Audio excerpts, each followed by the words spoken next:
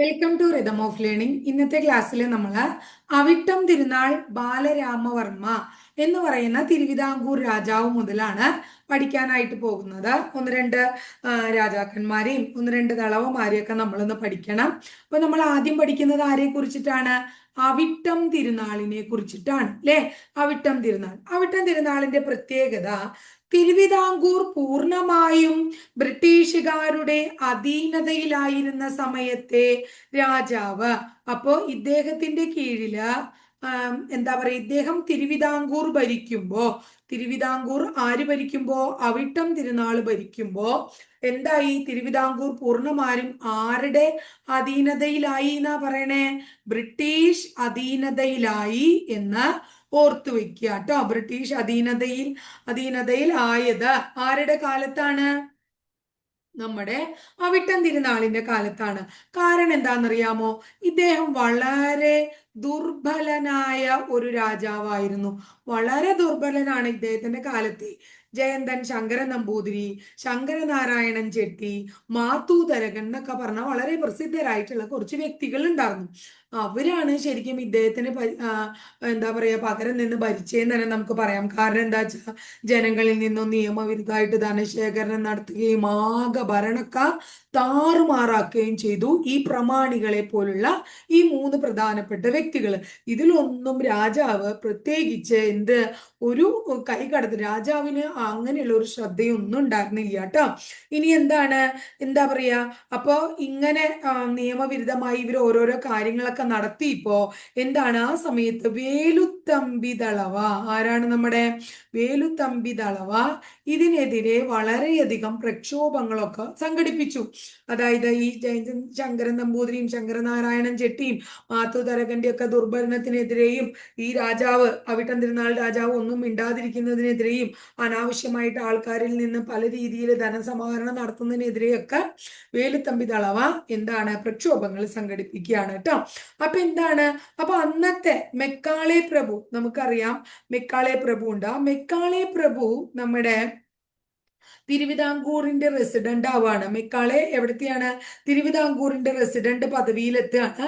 ആ റെസിഡന്റ് പദവിയിലെത്തിയപ്പോൾ തിരുവിതാംകൂർ ഭരിച്ചിരുന്നത് ആരായിരുന്നു?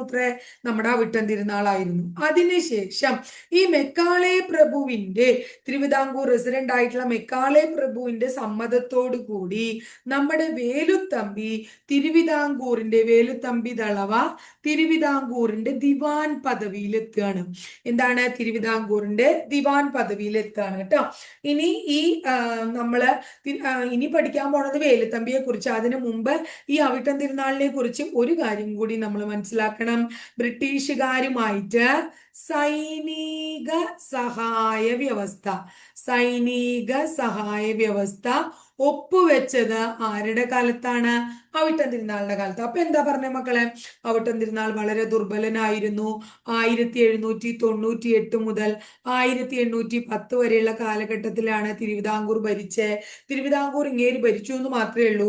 ഭരണം നടത്തിയിരുന്നത് ജയന്തൻ ശങ്കരൻ നമ്പൂതിരിയും ശങ്കരനാരായണൻ ചെട്ടിയും മാത്തൂതരകനൊക്കെ ആയിരുന്നു. അവര് അനാവശ്യമായിട്ട് ജനങ്ങളിൽ നിന്ന് നിയമവിരുദ്ധമായിട്ട് പണമൊക്കെ ധനശേഖരണം ഒക്കെ നടത്തുകയുണ്ടായി. ഇതിനെതിരെ അന്നത്തെ തലവയായിരുന്ന വേലുത്തമ്പി വളരെയധികം പ്രക്ഷോഭങ്ങൾ സംഘടിപ്പിച്ചു. അതിനുശേഷം അന്നത്തെ തിരുവിതാംകൂർ റെസിഡന്റ് ആയിരുന്ന മെക്കാളെ പ്രഭുവിന്റെ സമ്മതത്തോടു കൂടി വേലുത്തമ്പി ദളവ എന്തായി മാറുകയാണ്? തിരുവിതാംകൂറിലെ ദിവാനായി മാറുകയാണ്. അപ്പൊ മെക്കാളെ തിരുവിതാംകൂറിന്റെ റെസിഡന്റ് ആയിപ്പോ അവിട്ടം തിരുനാളാണ് അവിടെ പഠിച്ചിരുന്നേ എന്നും കൂടി ഓർക്കാം. ഇനി വേലുത്തമ്പി ദളവയെ കുറിച്ച് പറയാണ്. ഈ വേലുത്തമ്പി ദളവ ജനിച്ചത് 1765 കന്യാകുമാരിയിൽ കൽക്കുളം എന്ന് പറയുന്ന സ്ഥലത്താണ്. വേലുത്തമ്പിയുടെ ശരിയായിട്ടുള്ള പേര് വേലായുധൻ ട്ടോ. വേലായുധൻ ചെമ്പകരാമൻ. വേലായുധൻ ചെമ്പകരാമൻ തമ്പി എന്നാണ്. ദളവയുടെ തറവാടിന്റെ പേര് തലക്കുളത്ത് വീട് എന്നാണ്. വേലുത്തമ്പി ദളവയെ കുറിച്ച് പഠിക്കുമ്പോൾ പ്രസിദ്ധമായിട്ടുള്ള കുണ്ടറ വിളംബരം വളരെ പ്രധാനമാണ്. വേലുത്തമ്പി ദളവയുടെ എന്താണ് കുണ്ടറ വിളംബരം? അദ്ദേഹം കുണ്ടറ വിളംബരം നടത്തിയ വർഷം, വേലുത്തമ്പി ദളവ കുണ്ടറ വിളംബരം നടത്തിയത് 1809 ജാനുവരി മാസം 11 കുണ്ടറ വിളംബരത്തിന് സാക്ഷ്യം വഹിച്ചത് കുണ്ടറയിലെ ഒരു ക്ഷേത്രമാണ്. ആ ക്ഷേത്രത്തിന്റെ പേര് ഇളമ്പള്ളൂർ ക്ഷേത്രം എന്നാണ്. കുണ്ടറയിലെ ഇളമ്പള്ളൂർ ക്ഷേത്രത്തിൽ 1809 ജാനുവരി 11 കുണ്ടറ വിളംബരം ആര് നടത്തുന്നത്? വേലുത്തമ്പി ദളവ നടത്തുന്നത്. വേലുത്തമ്പി ദളവയുടെ ആയിട്ട് ബന്ധപ്പെട്ട് അടുത്തത് നമ്മൾക്ക് പഠിക്കാനുള്ളത് അദ്ദേഹം വേലുത്തമ്പി ദളവയുടെ ഭരണപരിഷ്കാരങ്ങളാണ്. കൊല്ലം എന്ന് പറയുന്ന സ്ഥലത്ത് ഹജൂർ കച്ചേരി ആരംഭിച്ചത് ആര് എന്ന് ചോദിച്ചു കഴിഞ്ഞാൽ വേലുത്തമ്പി ദളവയുടെ പേര് പറയണം. ഇനി അടുത്തത് നമ്മുടെ വേമ്പനാട്ട് കായലില് പ്രസിദ്ധമായിട്ടുള്ള പാതിരാമണൽ ദ്വീപ് ഉണ്ട് എന്ന് നിങ്ങൾ കേട്ടിട്ടുണ്ട്. ആ പാതിരാമണൽ ദ്വീപ് കൃഷിയോഗ്യമാക്കിയത് വേലുത്തമ്പി ദളവയാണ്. അതുപോലെ തന്നെ എന്താണ് ഇവര് ഈ ഇദ്ദേഹത്തിന്റെ ഭരണശേഷം ഭരണസമയത്ത് ആഴ്ച ചന്തകള് തിരുവിതാംകൂറിൽ തുടങ്ങിയത് എവിടെയൊക്കെയാന്ന് ചോദിച്ചാ ചങ്ങനാശ്ശേരി, അതുപോലെ തന്നെ തലയോലപ്പറമ്പ്, അതുപോലെ തന്നെ തലയോലപ്പറമ്പ് കഴിഞ്ഞ ആലങ്ങാട് തുടങ്ങിയ സ്ഥലങ്ങളിൽ ഇദ്ദേഹം ആഴ്ച ചന്തകൾ ആരംഭിച്ചു. ഇനി ഇദ്ദേഹത്തിന്റെ കാലത്ത് സഞ്ചരിക്കുന്ന കോടതികൾ സ്ഥാപിച്ചു. ഇതൊക്കെ തന്നെ ഇദ്ദേഹത്തിന്റെ എന്തായിട്ട് നമുക്ക് പറയാം? കൊല്ലത്ത് ഹജൂർ കച്ചേരി, സഞ്ചരിക്കുന്ന കോടതികള്, വേമ്പനാട്ട് കായലിലെ പ്രസിദ്ധമായിട്ടുള്ള പാതിരാമണൽ ദ്വീപ് കൃഷിക്ക് അനുയോജ്യമാക്കിയത്, ആഴ്ച ചന്തകൾ കൊണ്ടുവന്നതൊക്കെ വേലുത്തമ്പി ദളവയുടെ എന്താണ് ഭരണപരിഷ്കാരങ്ങളാണ്. വേലുത്തമ്പി ദളവയുടെ അദ്ദേഹം ആത്മത്യാഗം ചെയ്തത് 1809 എവിടെ വെച്ചിട്ടാണ്? പത്തനംതിട്ട ജില്ലയിലെ മണ്ണടി ക്ഷേത്രത്തിൽ വെച്ചിട്ടാണ്. അദ്ദേഹത്തിന്റെ മൃതശരീരം ബ്രിട്ടീഷുകാർ പ്രദർശിപ്പിച്ചത് എവിടെയാണ്? കണ്ണമ്മൂലയിലാണ് അദ്ദേഹത്തിന്റെ മൃതശരീരം അവർ പ്രദർശിപ്പിച്ചത്. അദ്ദേഹത്തിന്റെ പേരിൽ മ്യൂസിയം സ്ഥിതി ചെയ്യുന്നതും പത്തനംതിട്ട ജില്ലയിലെ മണ്ണടിയിൽ തന്നെയാണ്. അദ്ദേഹത്തിന്റെ പ്രതിമ അനാച്ഛാദനം ചെയ്തിരിക്കുന്നത് തിരുവനന്തപുരത്ത് സെക്രട്ടേറിയറ്റിന് മുന്നിലാണ്. വേലുത്തമ്പി ദളവയുടെ പേരിൽ സ്ഥാപിതമായ കോളേജ് സ്ഥിതി ചെയ്യുന്നത് ധനുവച്ചപുരം എന്ന് പറയുന്ന സ്ഥലത്താണ്. വേലുത്തമ്പി ദളവയുടെ വാള് സൂക്ഷിച്ചിരിക്കുന്നത് തിരുവനന്തപുരത്തെ നേപ്പിയർ മ്യൂസിയത്തിലാണ്. ഇത്രയും കാര്യം ദളവയെ കുറിച്ച് നിങ്ങളൊന്ന് ഓർത്തു വെക്കണം. അതിനുശേഷം വേലുത്തമ്പി ദളവയ്ക്ക് ശേഷം പിന്നെ ഉമ്മിണിത്തമ്പി എന്ന് പറയുന്ന വ്യക്തിയാണ് തിരുവിതാംകൂറിലെ ദിവാനായി എന്ത് ചെയ്തത്? പുതിയതായിട്ട് ദിവാനായിട്ട് അപ്പോയിന്റ് ചെയ്തത് ഇദ്ദേഹത്തെയാണ് കേട്ടോ. ഇനി എന്താണ് ഇദ്ദേഹത്തിന്റെ പ്രത്യേകത? ഉമ്മിണിത്തമ്പിയാണ് ബാലരാമപുരം പട്ടണം പണി കഴിപ്പിച്ചത്. അതുപോലെ തിരുവിതാംകൂറിലെ പ്രധാന തുറമുഖം എന്ന നിലയിൽ വിഴിഞ്ഞം തുറമുഖത്തെ വികസിപ്പിച്ചതും ഉമ്മിണിത്തമ്പി തന്നെയാണ്. ഉമ്മിണിത്തമ്പി നീതിന്യായ നിർവഹണത്തിനായി കോടതികൾ സ്ഥാപിച്ചു. ആ കോടതികളുടെ പേര് ഇൻസുവാഫ് കച്ചേരികൾ എന്നാണ്. ഇനി ഉമ്മിണിത്തമ്പി ഒരു തരം കാവൽ സമ്പ്രദായം ഏർപ്പെടുത്തുകയും ഓരോ ജില്ലകളിലും ജയിലുകൾ സ്ഥാപിക്കുകയും ചെയ്തിട്ടുണ്ട്. ഇത്രയും കാര്യമാണ് ഉമ്മിണിത്തമ്പി ചെയ്ത കാര്യം. ഇനി അടുത്ത 1810 മുതൽ 1815 വരെയുള്ള കാലയളവിൽ ആരാണ് തിരുവിതാംകൂർ ഭരിച്ചിരുന്നത്? റാണി ഗൗരി ലക്ഷ്മിബായി ആണ്. ഇനി റാണി ഗൗരി ലക്ഷ്മിബായിയുടെ പ്രത്യേകത ആധുനിക തിരുവിതാംകൂറിലെ ആദ്യത്തെ വനിതാ ഭരണാധികാരി. ആധുനിക തിരുവിതാംകൂറിലെ ആദ്യ വനിതാ ഭരണാധികാരി, നമ്മുടെ സ്വാതി തിരുനാളിന്റെ അമ്മ അല്ലെ. ഇവരുമായിട്ട് റിലേറ്റഡ് ആയിട്ട് നമുക്ക് പഠിക്കാനുള്ള പ്രധാനപ്പെട്ടത് 1812 ഡിസംബർ മാസത്തിൽ ഇവർ എന്ത് നിരോധിച്ചു? അടിമ കച്ചവടം നിരോധിച്ചു. ഇപ്പൊ തിരുവിതാംകൂറിൽ എപ്പോഴും ചോദിക്കാറുള്ള ചോദ്യമാണ്, അടിമ കച്ചവടം നിരോധിച്ചത് ആര്?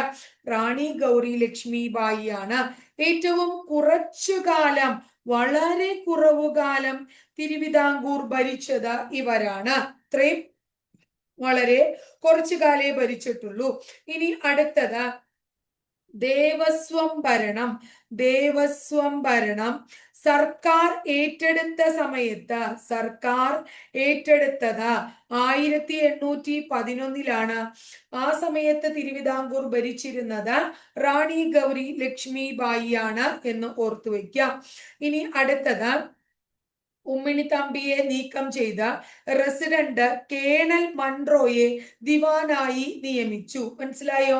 ആരെയാണ് ദിവാനായിട്ട് നിയമിച്ചത്?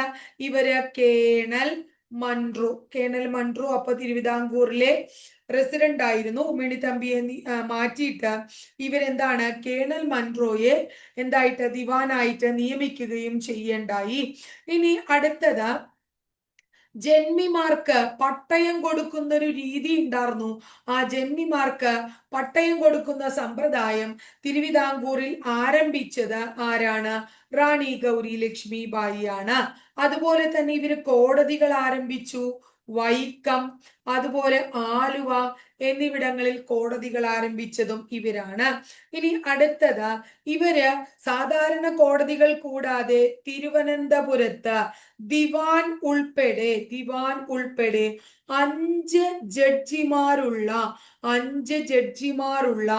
അപ്പീൽ കോടതിയും 5 ജഡ്ജിമാരുള്ള അപ്പീൽ കോടതിയും ഏർപ്പെടുത്തിയത് ആര് തന്നെയാണ്? നമ്മുടെ റാണി ഗൗരി ലക്ഷ്മി ബായി തന്നെയാണ് എന്ന് ഓർത്തു വെക്കാം. അതുപോലെ തന്നെ വാക്സിനേഷൻ, തിരുവിതാംകൂറിൽ വാക്സിനേഷൻ കൊണ്ടുവന്നു. അതുപോലെ തന്നെ അലോപ്പതി കൊണ്ടുവരികയാണ് ചെയ്ത, അലോപ്പതി ചികിത്സാ രീതി കൊണ്ടുവന്നു. അതൊക്കെ ആര് തന്നെയാണെന്നാ പറയുന്നത്? നമ്മുടെ റാണി ഗൗരി ലക്ഷ്മി ബായി ആണ് എന്ന് ഓർത്തു വെക്കണം ട്ടോ.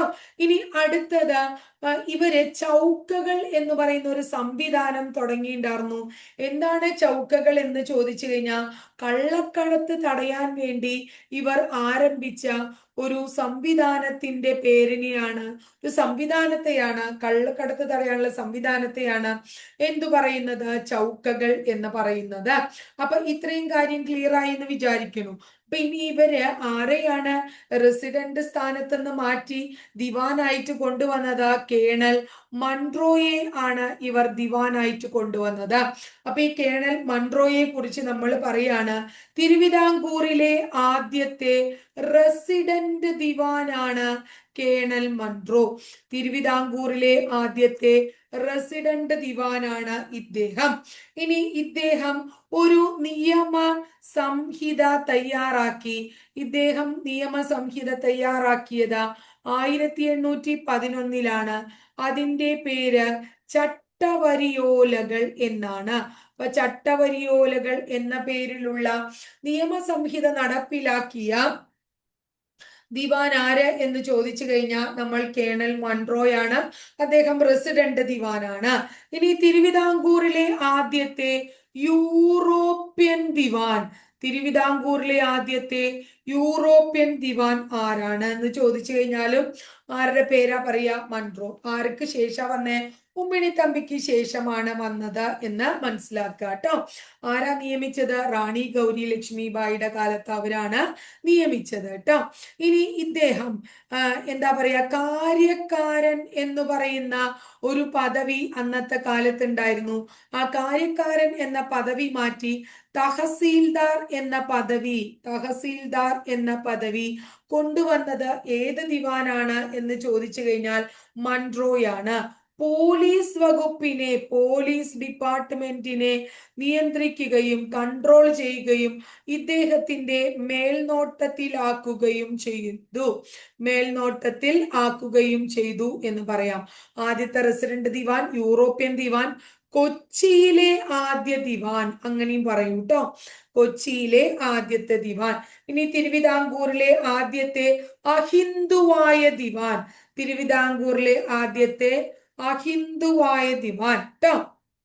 ഇനി അടുത്തത് തിരുവിതാംകൂറിലെ ആദ്യത്തെ അഹിന്ദുവായിട്ടുള്ള ദിവാനാണ്. കൂടാതെ ഇദ്ദേഹം ബ്രിട്ടീഷ് മാതൃകയിലുള്ള ഭരണ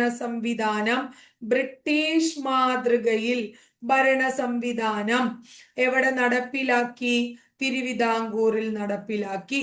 അപ്പൊ ഇത്രയാണ് നമുക്ക് ആരെ കുറിച്ച്? മൺട്രോയെ കുറിച്ച്. അപ്പൊ മൺട്രോയെ പഠിച്ചു, റാണി ഗൗരി ലക്ഷ്മിബായി, ഉമ്മണിത്തമ്പി, വേലുത്തമ്പി ദളവ, അവിട്ടം തിരുനാൾ ബാലരാമവർമ്മ, ഇത്രയും ആൾക്കാരെ കുറിച്ചാണ് ഇന്നത്തെ ക്ലാസ്സിൽ നമ്മൾ പഠിച്ചത്. വളരെ ഇമ്പോർട്ടന്റ് ആണ്. ഞാൻ പറഞ്ഞു, ഈ കേരള ഹിസ്റ്ററി കഴിഞ്ഞതിന് ശേഷം മോക്ക് ടെസ്റ്റും കാര്യങ്ങളൊക്കെ നമ്മൾ തുടങ്ങും. മറ്റു ഭാഗങ്ങൾ 10th പ്രിലിംസ് VFAക്ക് വേണ്ടി തന്നെ, VFAക്കും 10th പ്രിലിംസിന് വേണ്ടി നമ്മൾ ആരംഭിച്ചിട്ടുള്ളതാണ്. അപ്പൊ അത് മറ്റ് ഹോട്ട് ടോപ്പിക്സ് ഒക്കെ അതിൽ നോക്കി പഠിക്കാം. അതിലില്ലാത്ത ഹോട്ട് ടോപ്പിക്സ് ആണ് നമ്മൾ ഇവിടെ പറയുന്നത് കേട്ടോ.